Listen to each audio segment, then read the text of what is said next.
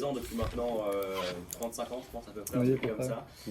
Au public, parce que vous êtes nombreux, c'est-à-dire pour venir voir ce premier débat, pour venir voir vos copains, vos copines, mais ça va être plutôt sympathique, j'en suis sûr. Au jury, vous croyez trop peu nombreux et qui se retrouvent à prendre toute une rangée, donc c'est formidable. Et puis merci aux deux équipes de vous être libérés un samedi matin pour ce choc amical. Donc je rappelle le sujet dont le lieu n'est pas du tout bien choisi. Est-ce que le gouvernement supprimerait l'héritage? Un sujet bien cubain, bien Fidel Castro dans le temple du libéralisme. Voilà un très bon choix. Du côté du gouvernement, l'université Paris-Panthéon-Assas, l'association Révolte-toi Assas, double championne de France en titre, j'aime bien leur mettre un petit peu de pression. Et de l'autre côté, la Joute, qui est les éminents orateurs de la Joute toujours présents, et Guillaume qui lui était déjà là à l'époque d'Aristote, donc il est là pour presque nous juger finalement, il fera ses propres retours à la fin. Peut-être que le jury, les membres du jury peuvent se présenter, puisque sans vous, vous serez en magie. Je vous laisse parler, cher jury. Aurélien Sarr, donc, secrétaire et trésorier de l'association d'éloquence Dogma, donc, de l'école EFRAY.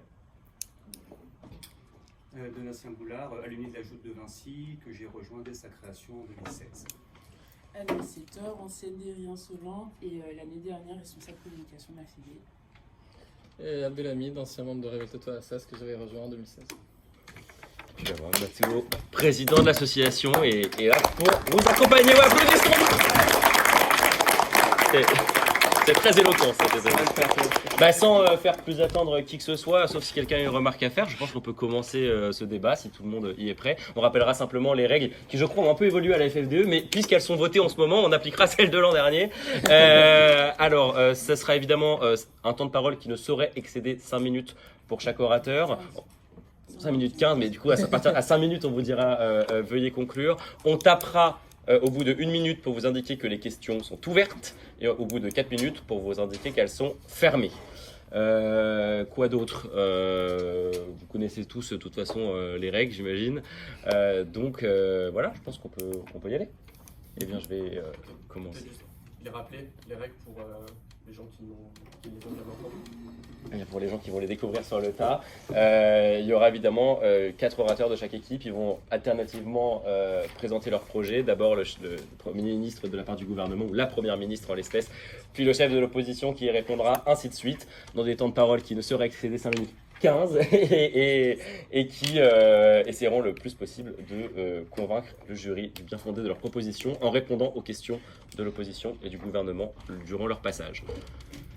Voilà, donc sur ce sujet, ce gouvernement supprimerait l'héritage. Nous appelons la première ministre du gouvernement, Marion Berthoud.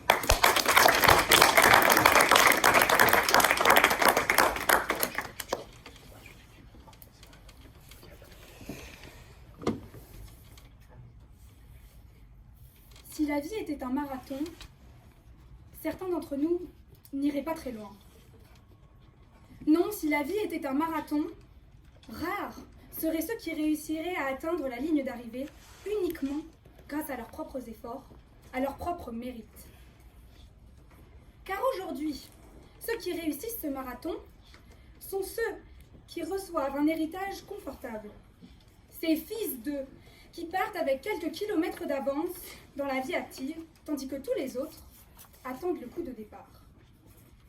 Les premiers avancent assurés, pleins d'entrain, tandis que les seconds s'interrogent toujours quant au sentier qu'ils vont emprunter. L'héritage est aujourd'hui un filet de sauvetage face aux imprévus, un soutien considérable pour accompagner les projets d'avenir de chacun. Et pourtant, rares sont les chanceux à disposer d'une telle sécurité. La France porte dans sa devise l'égalité comme valeur fondamentale, qu'elle promeut fièrement via son système éducatif, ses quotas et ses bourses. Mais aujourd'hui, le premier obstacle vers l'égalité demeure l'héritage.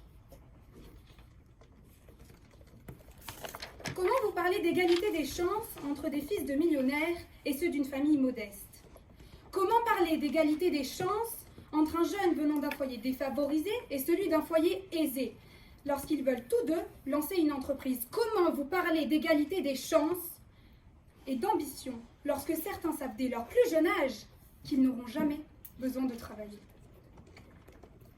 notre gouvernement vise à redonner ambition et mérite à nos jeunes, égalité et progrès à la société. Ce sont les raisons pour lesquelles notre gouvernement propose aujourd'hui de supprimer l'héritage.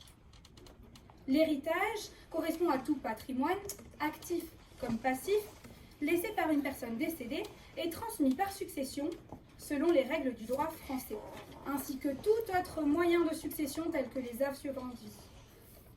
Aujourd'hui, sont principalement transmis des biens, actions, mais aussi des dettes ou titres de créance. Ces héritages constituent une inégalité foncière immense entre nos citoyens. Je prendrai votre question. Madame, quel service public allez-vous brader pour acheter la dette des Français?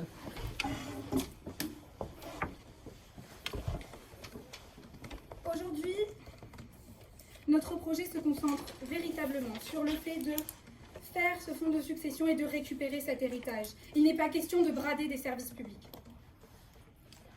Notre projet se décline en 2 étapes. Premièrement, notre gouvernement mettra en place un fonds souverain sous l'égide de l'État, dans lequel seront transférés les patrimoines de tous les Français à leur décès. Ce fonds permettra de soutenir et subventionner des secteurs clés de la société française, jusqu'aujourd'hui délaissés. Concrètement, au décès d'une personne, son patrimoine est placé dans le fonds souverain. Il permettra de soutenir toutes ces causes et tous ces secteurs que l'on voit aujourd'hui peiner. La lutte contre le réchauffement climatique, la recherche contre le cancer, la lutte contre les discriminations. Des enjeux majeurs pour notre société qui, grâce au fonds souverain, construiront un avenir plus juste pour les générations futures. Notre ministre de l'économie, M. Sacha Deshaies, vous explicitera la mise en place concrète de notre mesure et l'intérêt de ce fonds. Deuxièmement, ce projet a pour objectif de relancer l'ambition et le travail des jeunes, mis à mal aujourd'hui par l'assurance de certains de recevoir un héritage confortable. Cela se fondera sur une égalité des chances véritable, permise notamment par l'ADV, allocation de début de vie, équivalente aujourd'hui à l'héritage médian. Notre ministre de l'égalité, Mme Capucine Petit-Jean-Borret, vous démontrera ainsi la nécessité de cette mesure et les conditions d'application de l'ADV. Finalement, la secrétaire générale de notre gouvernement, Julie Coffin, conclura notre argumentaire et vous convaincra quant à la nécessité de ce projet. Liberté, égalité, fraternité. Chère Assemblée, ces valeurs sont au fondement de notre système politique français. L'égalité, voilà ce que nous devrions laisser en héritage à nos enfants.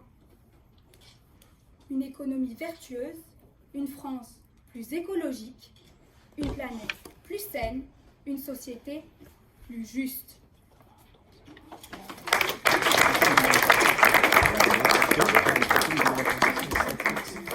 Et les amants seront en plein boom. Alors, pour lui répondre, nous appellerons le chef de l'opposition, Monsieur Édouard Maurice.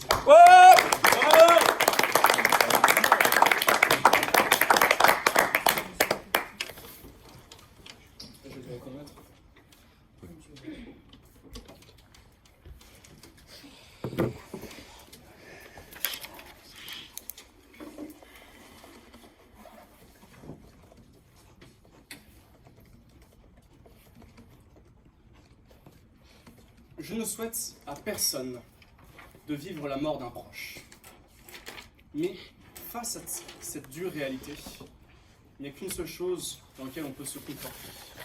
On peut voir l'œuvre de sa vie, on peut se conforter dans l'histoire que ce qu'il a fait de sa vie reste après, que son œuvre a façonné la société, ou du moins son histoire et peut-être même la vôtre. On peut voir la maison qu'il a acquise, la voiture qu'il a utilisée pour vous conduire à l'école. On peut voir l'entreprise qu'il a bâtie jusqu'au tableau qu'il a peint. Ainsi, l'héritage qu'on vous laisse est quelque part l'histoire d'une personne, l'histoire de l'œuvre d'une vie. L'héritage est une forme d'histoire car c'est bel et bien le droit de succession de tout un patrimoine.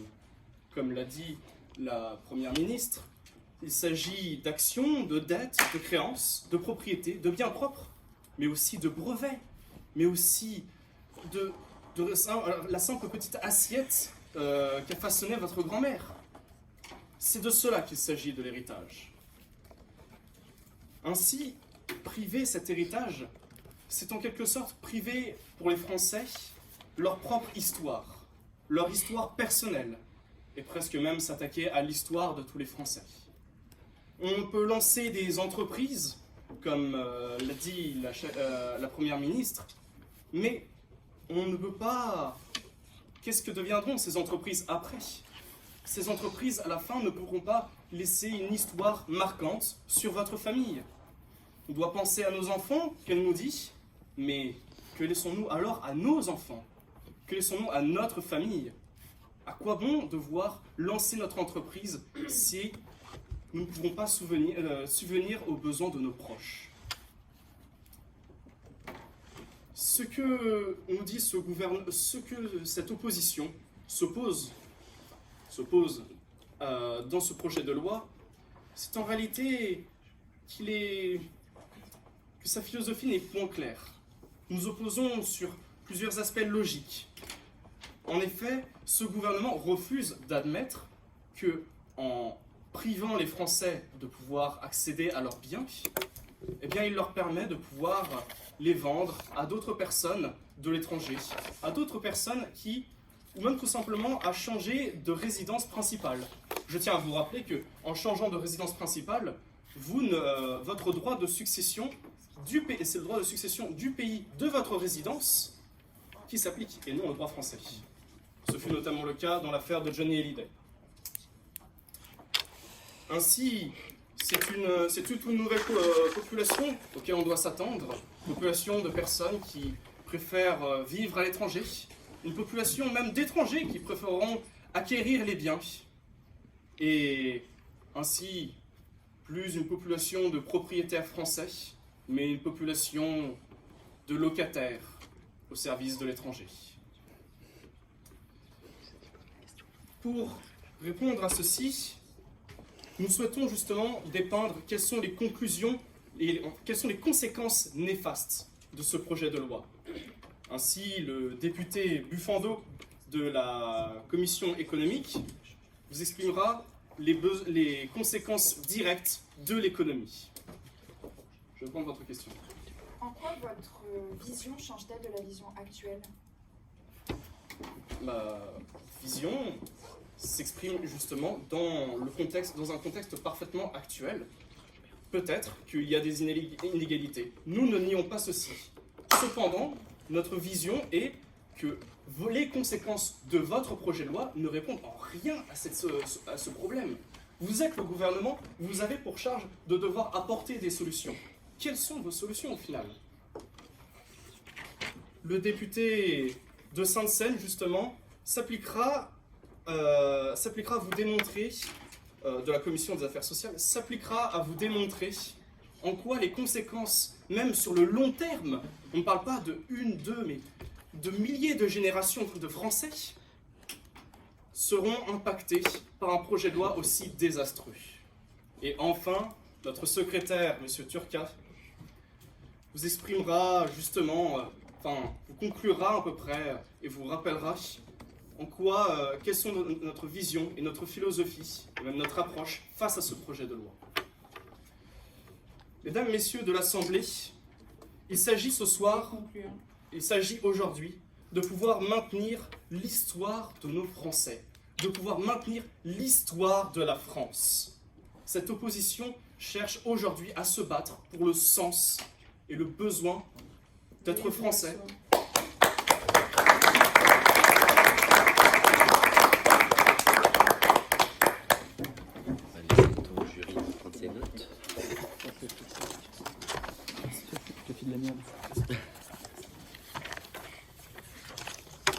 Alors nous allons appeler pour répondre au chef de l'opposition et continuer sur le gouvernement, Monsieur le ministre Sacha Deshaies.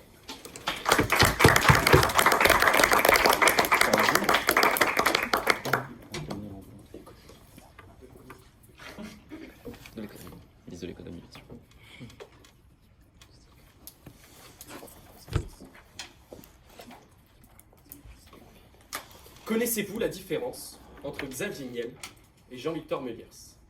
L'un est l'entrepreneur français le plus ambitieux et performant de notre histoire économique moderne.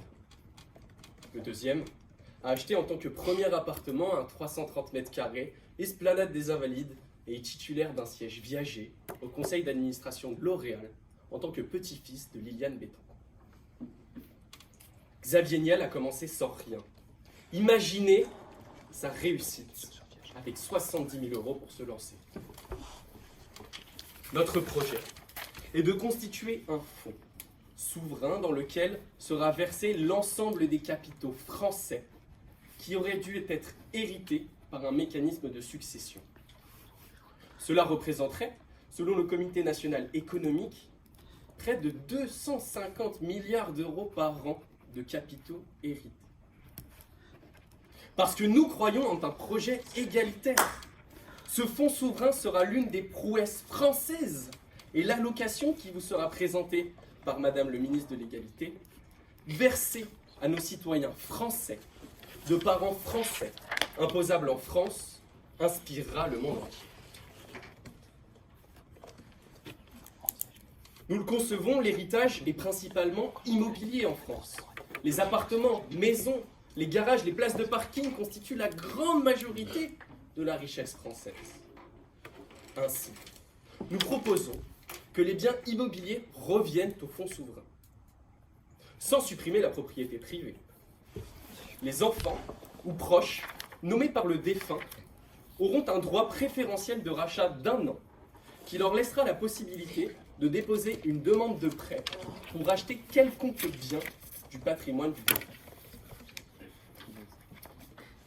Par conséquent, les biens traditionnels cruciaux aux yeux de nos concitoyens seront conservés s'ils le souhaitent. Le placement potentiel des 70 000 € pendant des années, couplé à leur travail acharné, leur permettra de leur acheter leur bien familial. Leur brevet ne peut-il pas se revendre par le fonds souverain s'ils désirent ne pas l'acheter?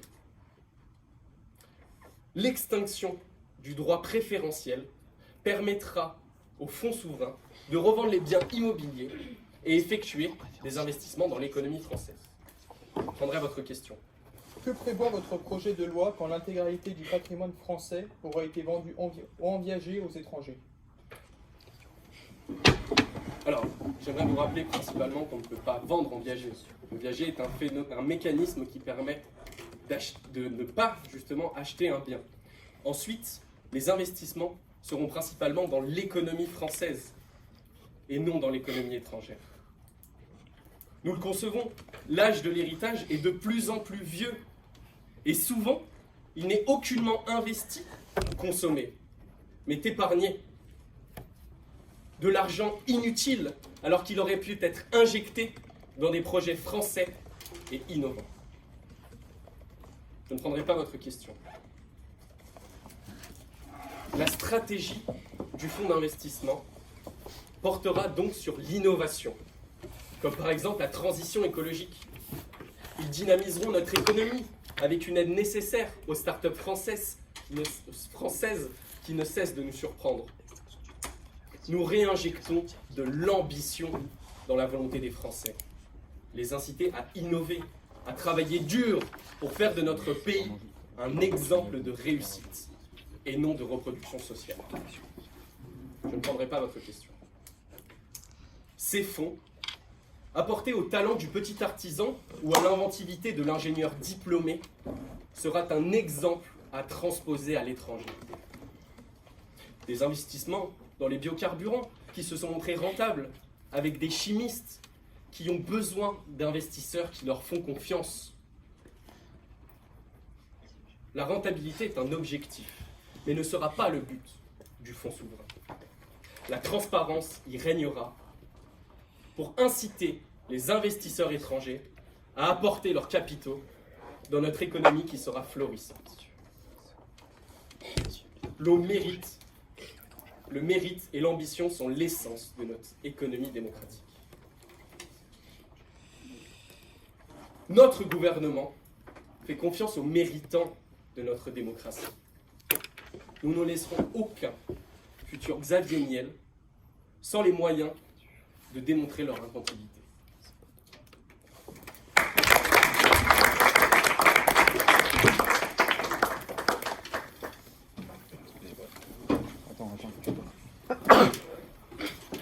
Veuillez m'excuser. Je suis malvoyant. Alors, pardon. Vous m'excuserez, je suis un peu malade. Alors, pour répondre à monsieur le ministre de l'économie, monsieur le député Antoine Buffando. Antoine!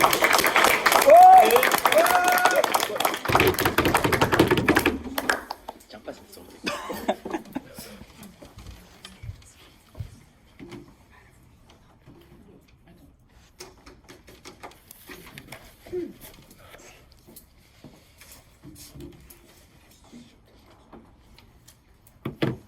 Mesdames et messieurs, au fil des siècles, l'héritage a été le fil conducteur de l'histoire française, tissant des liens indestructibles entre les générations, apportant une protection et une sécurité à chaque nouvelle génération et assurant un développement national. Un développement national perpétué par chaque nouvelle génération qui, étant portée par des fondations bâties par les générations précédentes, pouvaient et pourront aller de l'avant. Et aujourd'hui, malheureusement, ce gouvernement propose d'éradiquer et de détruire ce surplus de valeur ajoutée créé par ces familles, à chaque génération. C'est pourquoi, si je m'adresse aujourd'hui devant vous, c'est avant tout afin de comprendre avec vous et en toute connaissance de cause les conséquences dramatiques de ce projet de loi qui cherche à détruire les richesses de notre nation. Car si on réfléchit sur le projet de loi que vous proposez, vous avez un projet de loi court-termiste et non long-termiste. Vous nous proposez un fonds souverain avec 250 milliards d'euros, mais finalement, vous allez détruire progressivement ce que vous allez générer, ce que vous allez garder. Car si vous allez vous accaparer des biens immobiliers, finalement, il va falloir à un moment donné que vous puissiez réallocaliser de la population, puisque par an, nous avons environ 500 000 décès, donc vous avez 500 000 immobiliers que vous allez certainement les utiliser pour des institutions, pour des services, très bien, mais ça veut dire que ces 500 000 petits-fils ou fils n'auront plus rien et devront repartir de zéro.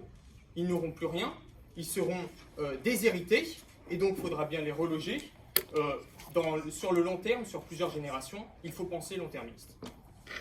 Vous allez finalement créer une dépendance à l'État également, car si l'État va maîtriser, va s'accaparer tous les biens, dans 50 ans, potentiellement, les jeunes étudiants, les jeunes qui seront déshérités, ne pourront pas tout simplement acheter leurs biens immobiliers, et donc ne pourront pas aussi emprunter. Donc finalement, c'est l'État qui va leur proposer des biens à tel endroit, plus éloignés l'un que l'autre, selon les financements de l'étudiant.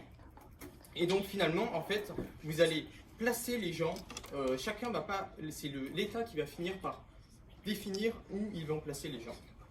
Je prendrai vos questions. Merci beaucoup, monsieur le député. En quoi un héritage qui divise les Français de la sorte aussi inégalitaire est-il long-termiste ? Un héritage, si vous supprimez l'héritage, justement, en fait, sur le court terme, très bien, vous allez avoir des financements, mais sur le long terme, les générations futures, elles vont à chaque fois repartir de zéro. Donc vous allez tout simplement, chaque famille aura créé de la valeur ajoutée à chaque fois et aura donné à leurs petits-enfants, alors que après que vous ayez appliqué ce projet de loi, dans les générations futures, ils ne pourront plus faire la même chose, donc on n'aura plus la même valeur ajoutée. Et finalement, ce qui est important, il faut aussi prendre l'exemple de Singapour, qui est un État qui possède tout, et seulement les étrangers peuvent acheter des biens externes, et les Singapouriens ne sont pas propriétaires de ces biens. Et 80% de ces Singapouriens vivent dans des logements sociaux, une politique qui est mon chez moi, mon Singapour, et finalement ça crée des quotas techniques, puisque Singapour va accueillir des étrangers qui peuvent acheter finalement ces biens, alors que les Singapouriens, eux, tout simplement, de par la loi, ne peuvent avoir ces biens et logent tout simplement dedans sans pouvoir le donner à leurs petits-enfants. Et il faut aussi se rappeler que vous ne parlez pas des parts des entreprises, parce que si vous prenez les héritages, vous prenez aussi les actions et les parts des entreprises que possède la famille.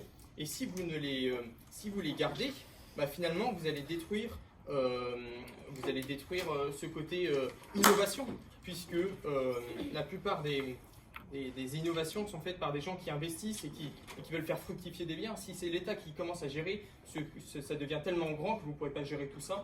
C'est comme le vaste parc immobilier que vous allez acquérir va être ingérable.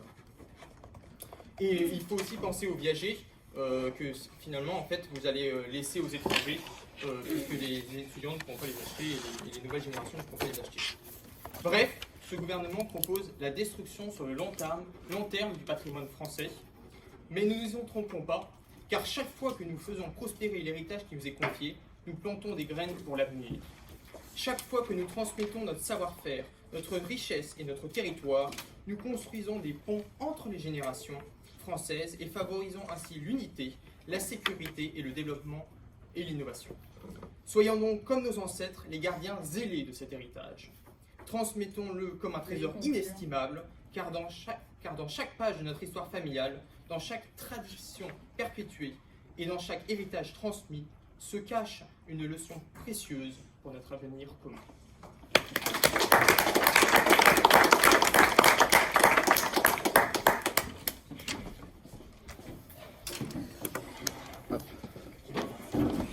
Bien, merci beaucoup, monsieur le député. Pour vous répondre, nous appelons madame la ministre, cette fois de l'égalité, Capucine Petit-Jean-Boré.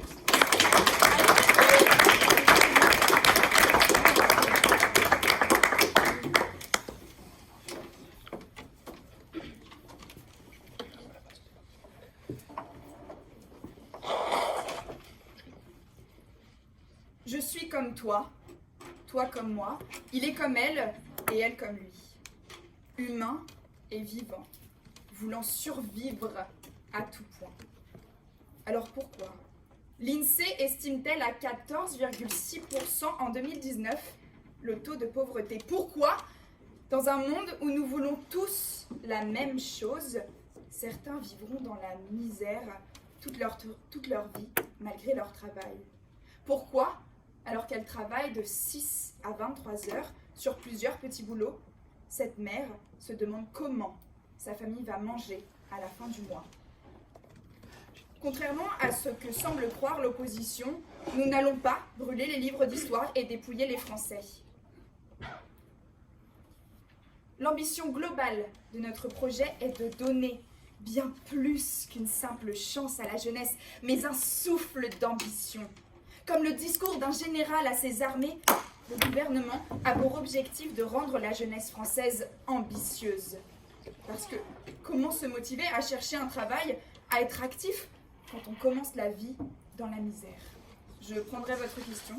Madame, vous parlez de mettre fin au droit préférentiel. Pourtant, le ministre de l'économie a parlé de priorité aux héritiers pour acheter leurs biens. Qui est d'entre vous à tort?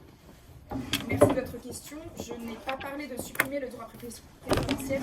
En effet, comme l'a dit monsieur le ministre de l'économie, nous garderons cette préférence pour les biens mobiliers. Vous pouvez vous asseoir, je ne prendrai pas vos questions, messieurs. Cette injection de motivation se développera aussi en un cercle vertueux.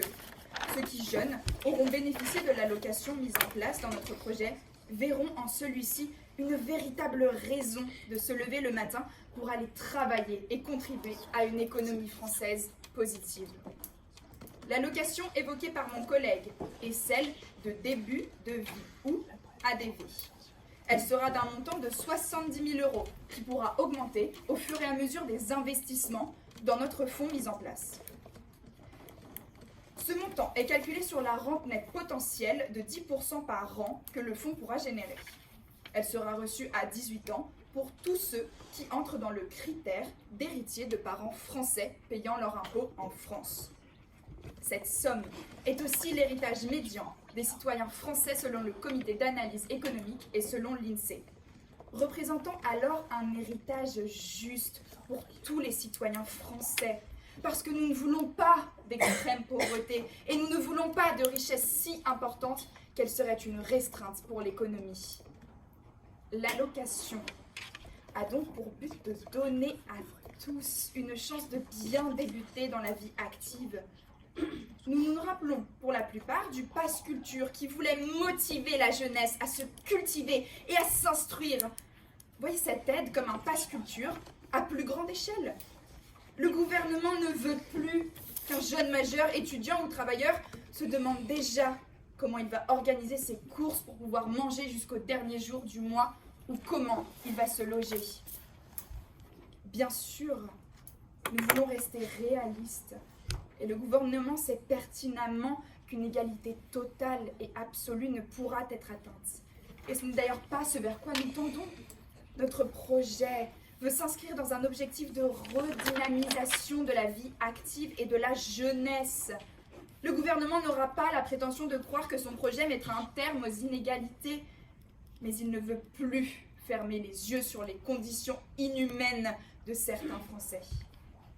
Nous osons parler de respect de la dignité humaine, mais quelle dignité y a-t-il à faire la manche à 20 ans dans le métro? Quelle dignité à savoir à 15 ans qu'on ne pourra pas faire d'études parce que nos parents devront choisir entre eux et nous? Quelle dignité à travailler toute sa vie pour donner une vie à ses enfants pour qu'ils se retrouvent sans le sou à notre décès? Notre gouvernement veut assurer que leurs enfants auront un avenir quand ils ne seront plus là. Notre gouvernement souhaite rassurer ceux qui jusqu'ici ne travaillaient que pour laisser leur fortune à leurs héritiers et ceux qui se soucient d'où va partir leur argent à leur décès. Grâce à la transparence du fonds mis en place, l'argent récolté à partir des héritages actuels n'ira pas à des politiciens douteux, mais sera bien investi dans les projets dont Monsieur le ministre de l'économie nous a parlé et dans l'allocation de début de vie. Notre gouvernement ne veut pas mentir aux Français. Notre gouvernement veut relancer une économie dynamique. Notre gouvernement veut s'assurer qu'aucun jeune Français ne sera mis à l'écart. Notre gouvernement ne veut plus donner de place à la misère. Notre gouvernement supprimera l'héritage et prônera l'égalité.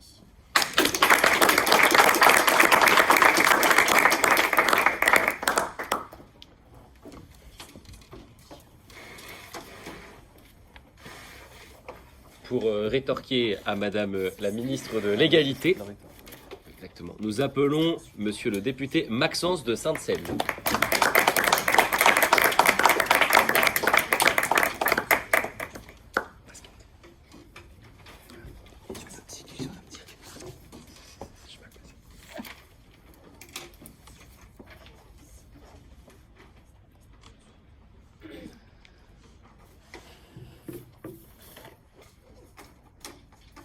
Je vais faire quelque chose de rare.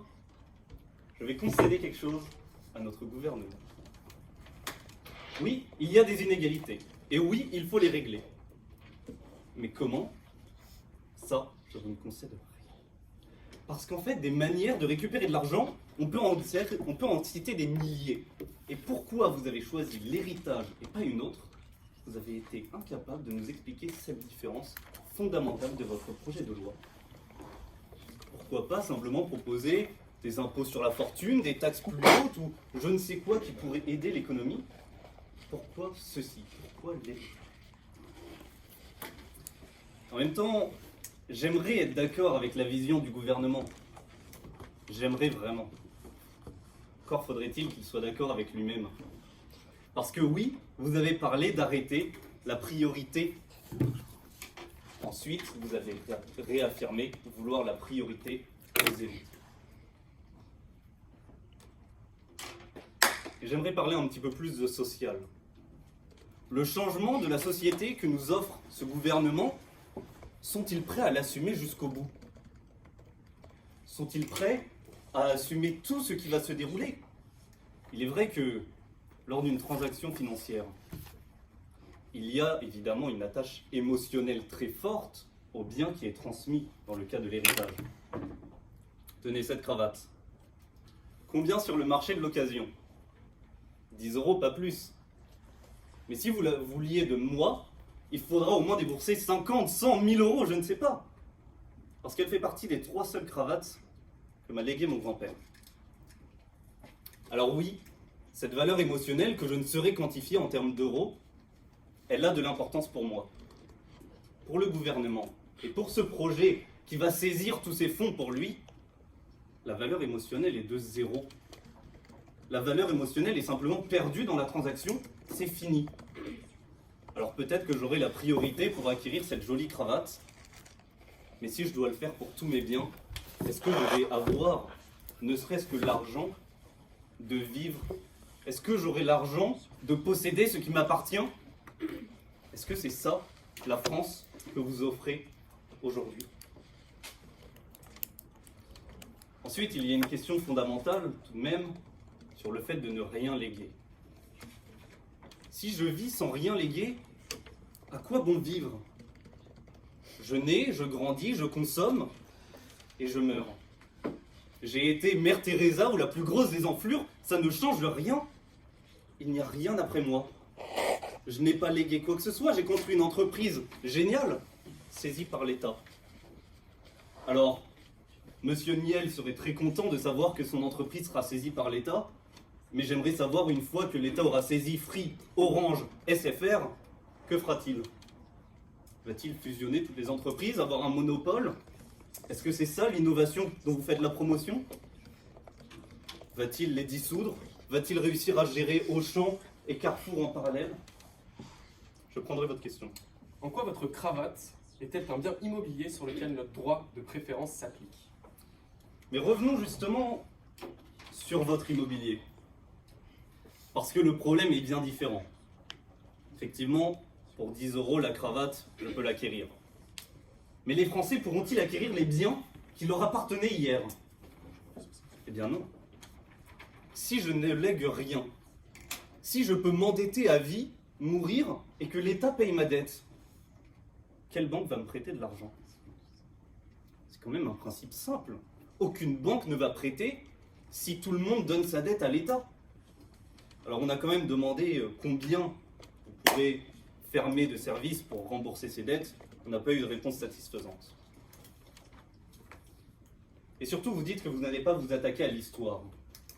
Mais c'est là où vous avez tort. Parce que si votre loi avait été votée en 1700, à qui appartiendrait l'Élysée aujourd'hui? Serions-nous aujourd'hui, même dans ce bâtiment, entre ces 4 murs, pour faire ce discours, ce débat? Non. Parce que sans emprunt, les Français n'auraient pas pu racheter les bâtiments, ils n'auraient pas passé à leur famille.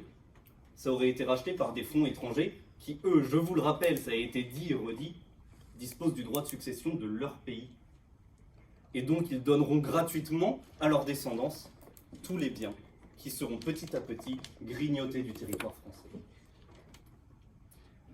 Alors, pour conserver notre héritage passé, mais surtout voir plus loin et construire celui de demain, il est nécessaire de préserver ce droit de succession.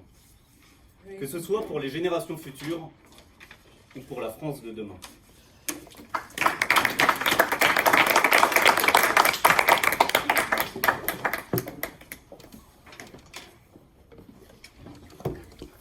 J'ai sauté. Merci, monsieur le député.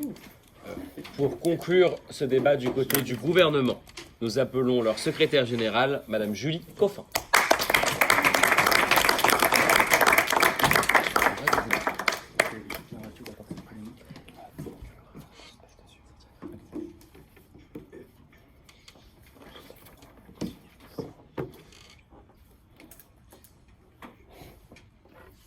Paris, 5 août 1789.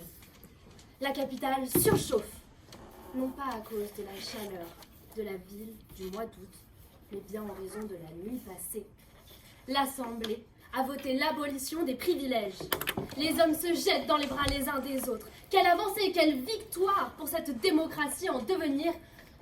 Les hommes sont définitivement égaux. 200 ans plus tard, un privilège subsiste encore et toujours nous empêchant d'atteindre notre idéal démocratique, la raison d'être de notre nation. Ce privilège, c'est l'héritage. Alors j'entends que le chef de l'opposition accorde des valeurs spécial à la famille. J'aimerais lui rappeler que le but d'une entreprise n'est pas de marquer une famille, de la même façon que le but d'une famille n'est pas de perpétuer une entreprise. Nous avons sûrement des valeurs différentes, mais il me semble que celle-ci est fondamentale. De la même façon que l'histoire d'une vie ne s'écrit pas dans un compte bancaire, mais dans un capital culturel que vous allez transmettre à vos proches, à vos enfants, et qui sera de toutes les manières bien plus important que tout ce qu'un compte en banque aurait pu vous donner. Encore une fois, l'opposition ne semble pas avoir compris que vos attaches familiales ne seront pas perdues. Nous proposons un droit de préférence sur 1 an et il est possible de contractualiser un prêt. Nous n'empêchons rien. Ainsi que l'opposition ait compris que le statu quo soit injuste, car il a l'air de l'avoir compris, me ravit. S'il pouvait proposer une solution claire et précise, j'en serais comblée.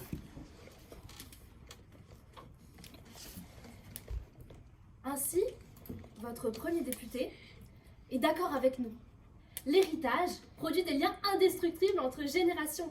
Génial! Une étude l'a prouvé. L'étude Cummins et Clark a montré que pendant 28 générations, entre 1178 et 2012, les mêmes élites anglaises étaient au pouvoir. Un lien indestructible, très démocratique, très égalitaire. Ainsi, vous sous-entendez que nous allions détruire les richesses. Notre fonds souverain va conduire à redynamiser l'économie française, investir dans les startups, dans le développement durable, dans tout ce qui tient à cœur les nouvelles générations. Je prendrai votre question. Madame, pourquoi abolir ici les inégalités entre les Français si c'est pour accentuer les inégalités entre les Français et les étrangers sur le territoire français?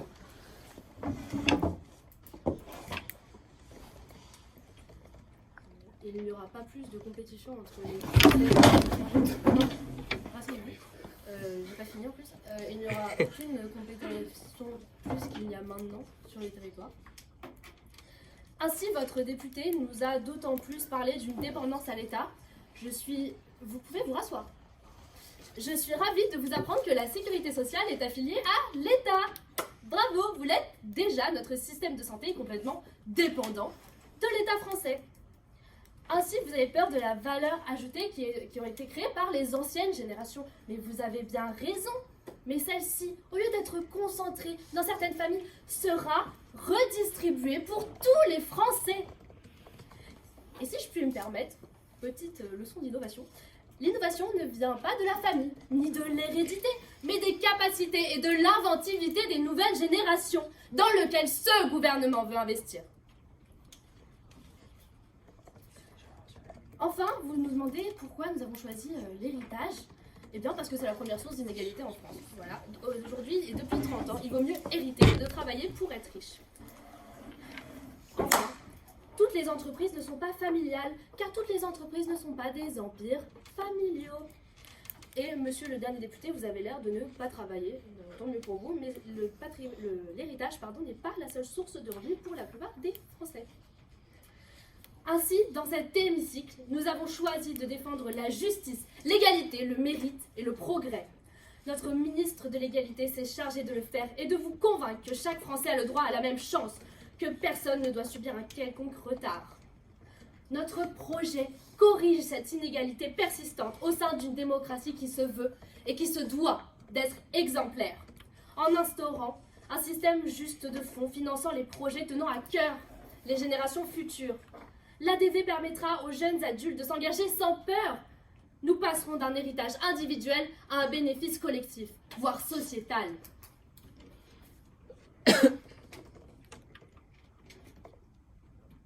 Veuillez conclure.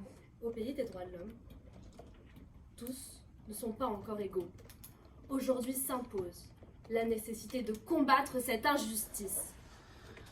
Face à cette ombre qui plane encore sur notre démocratie, rendez hommage aux révolutionnaires et perpétuez les Lumières.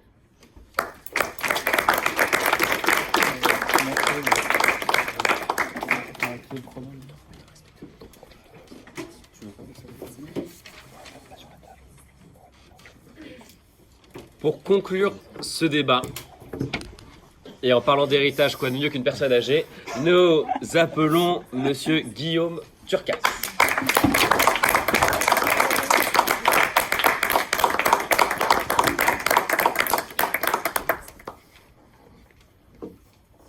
Si la vie était un marathon, ça ne changerait pas vraiment parce que ce seraient toujours les Français qui seraient les derniers. En effet, mesdames et messieurs, la nouvelle fable de ce gouvernement est de nous inscrire dans une temporalité nouvelle, celle où les Françaises et les Français verraient leur héritage spolié par l'État, mais l'État nous présente malheureusement un projet de loi qui n'est pas à la hauteur de ses ambitions. Nous ne sommes pas ici tellement pour fustiger leur vision, nous sommes ici pour la rappeler. Car le projet de loi qui nous a été présenté ne présente finalement aucun budget. 4 orateurs se sont succédés et à aucun moment nous ils ont expliqué combien ça nous rapporterait, du coup combien pourrait être réinjecté. Mais ce n'est pas tout. On nous a parlé de dette et on nous a dit non, la dette n'est pas conservée. Pourtant, si, la dette fait partie de l'héritage et du coup, lorsque l'État hérite de tout, l'État hérite de la dette. Vous n'y avez pas pensé, tout comme vous n'avez pas pensé au problème qu'il y avait avec les inégalités entre les Français et les puissances étrangères. Car les Françaises et les étrangers ne joueront plus à jeu égal. Les Français auront les règles du jeu de France, les étrangers auront les règles du jeu des étrangers, c'est-à-dire que les étrangers continueront à hériter. Alors, les Français, quand ils seront plus héritiers, ils n'auront plus d'héritiers, peut-être envisageront-ils sur le court, le moyen ou long terme de vendre leurs biens viagers aux étrangers. Et là où avant c'était les Français qui pouvaient les récupérer et qui pouvaient perpétuer ce patrimoine de génération en génération, eh bien ce patrimoine perpétuera toujours de génération en génération, mais cette fois-ci plus en France, mais aux étrangers. Alors comprenez que la vision de la France par ce gouvernement est que demain, vous ne soyez plus locataire d'un Français, mais cette fois-ci d'un prince saoudien ou d'un entrepreneur chinois. Je vais prendre d'autres questions, Madame la Secrétaire Générale. Auriez-vous peur des étrangers? Ah madame, je n'ai pas peur des étrangers, je ne suis pas ici, contrairement à vous, à critiquer un modèle, je suis ici pour vous afficher votre modèle. À vous d'assumer ce que vous souhaitez pour la France, car vous ne l'avez pas dit. Alors non madame, il n'y a pas de peur ici, il y a simplement à rappeler des faits. Vous souhaitez une égalité entre les Français et les puissances étrangères.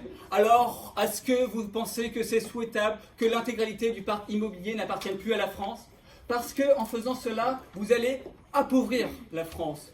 Là où avant on pouvait considérer ce patrimoine comme français et par conséquent comme faisant partie de la richesse française, eh bien de génération en génération, où la France perdra de plus en plus de son patrimoine, alors ce qui rapportera par ce projet de loi diminuera au fur et à mesure du temps. Toutefois, une autre inégalité s'impose, c'est l'inégalité générationnelle, car seulement ceux qui auront plus de 18 ans après le vote de leur projet de loi, eh bien, seront concernés par les grands avantages issus de ce gouvernement. C'est-à-dire que vous, qui êtes certainement déjà tous majeurs, ne seront pas concernés quand vos enfants le seront. Alors, en effet, c'est peut-être bas de dire ça, mais vous voulez quand même comprendre que ce gouvernement a une définition tout de même très compliquée vis-à-vis de ce qu'est une inégalité. D'autant plus qu'il a été rapporté par le député Commission des Affaires sociales. Vous êtes ici, présent, en train de vivre votre vie, avec une volonté de marquer votre histoire, de marquer la perspective du temps, mais avec l'impossibilité de pouvoir léguer quelque chose à personne, eh bien, vous vous mettez dans une temporalité où seule votre vie est présente et où vous n'avez pas de vision sur le après. Nous ne sommes pas ici pour critiquer cette vision, nous sommes ici pour critiquer ce gouvernement qui impose cette vision à l'ensemble de la population, même aux plus démunis, même aux plus désespérés, et même en ceux qui ont envie de s'accrocher à leur histoire et de s'accrocher à l'idée qui puisse perdurer dans le temps. Car il est ici tout l'enjeu. Ce soir, enfin plutôt aujourd'hui, il n'a pas tant été question de morale individuelle ou de solutions miracles insufflées par la bonne vertu, mais bien de nous installer dans l'histoire avec la perspective du temps, à nous interroger sur les conséquences d'un tel projet au regard de l'éternité, au regard du questionnement même de notre propre humanité. Alors, mesdames, messieurs, que se couchent ceux qui souhaitent vendre la France aux puissances étrangères, que se couchent ceux qui refusent de comprendre le malaise des Françaises et des Français, et que se couchent ceux qui préfèrent une humanité à l'humanité de relation, une humanité de je consomme, donc je suis. Mais quant à nous, membres de l'opposition, resterons les derniers debout. Nous resterons debout pour vous, pour la France, pour les Français, pour vos enfants, car si nous voulons que demain soit un avenir meilleur, il ne suffit pas simplement de le prédire, il faut également le permettre.